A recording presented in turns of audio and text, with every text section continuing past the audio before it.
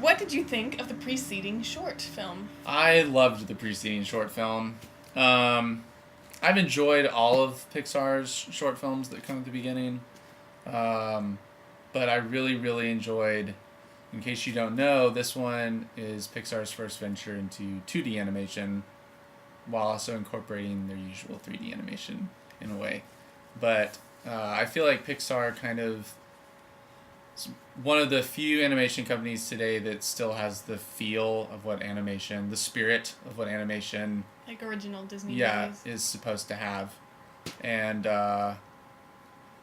this it was neat to see them use a form of animation that many people would, that is classic, Yeah. I guess, and More fitting with the spirit of yeah, which was interesting. I really enjoyed it. Me too. I liked it a lot. It's one of my favorites. And it kind of, when I first saw the little advertisement for it, I thought it looked kind of cheesy, but it actually was really great, and it sets you up.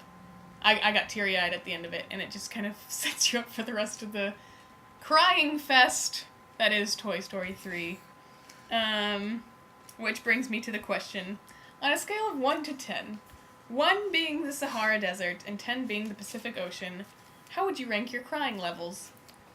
Well, I actually didn't cry until the last 10 minutes, and at that point I would say we're probably getting close to Lake Michigan. Okay. That's fine. I was more like the Arctic Ocean at the end. I was some rivers throughout it, Mississippi. Maybe not Mississippi level, but I teared up. I was at least,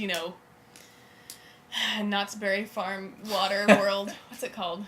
Oh, that joke was lost because I can't remember the name. Soak City. Not Soak City. But at the end of it, I was like gone. I was sobbing, and it's a very, very emotional ending. I was the Arctic Ocean by the end, because, yeah.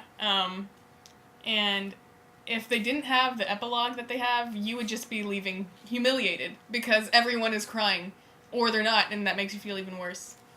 A lot of movies, you cry, and then there's a little something, and then the lights come up, and this one, it's like, it's the very end, and the lights come up, and you're still crying. Yep. It's embarrassing. It's not like Up where they had you get all your tears out at the beginning, and maybe shed another or two, and then you're fine by the end. This one, it's like, oh, a little, and then crying right when the lights are about to go. But the epilogue, there's a little bit more.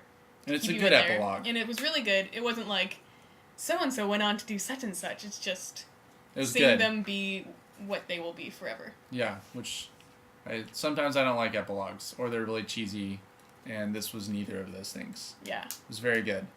If you don't cry at the end, you either haven't seen the other two.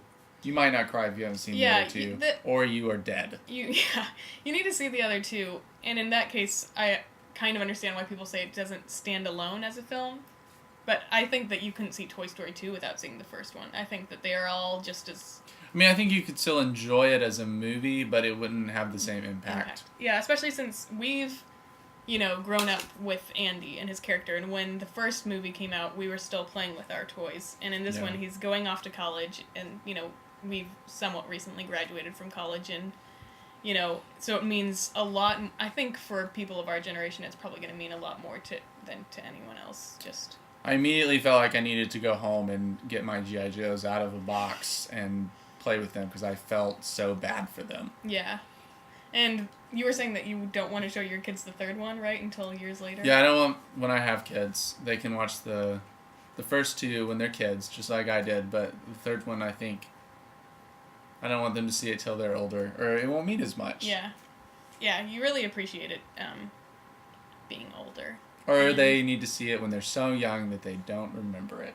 But they don't feel all the crying parts. This is a movie to watch with people you feel comfortable with, because you will probably cry, I say. And but you should see it. Yes, everyone should definitely You should pay money to see this movie probably multiple times. And don't say "aw." I really don't like it when people do that in movie theaters, because it makes me feel like they're either judging you for crying. Yeah, judging you for crying, or they think it's emotional, but they're not actually emotional enough as people to cry during it. So they say "aw" to make up for it. Yeah, just cry or don't.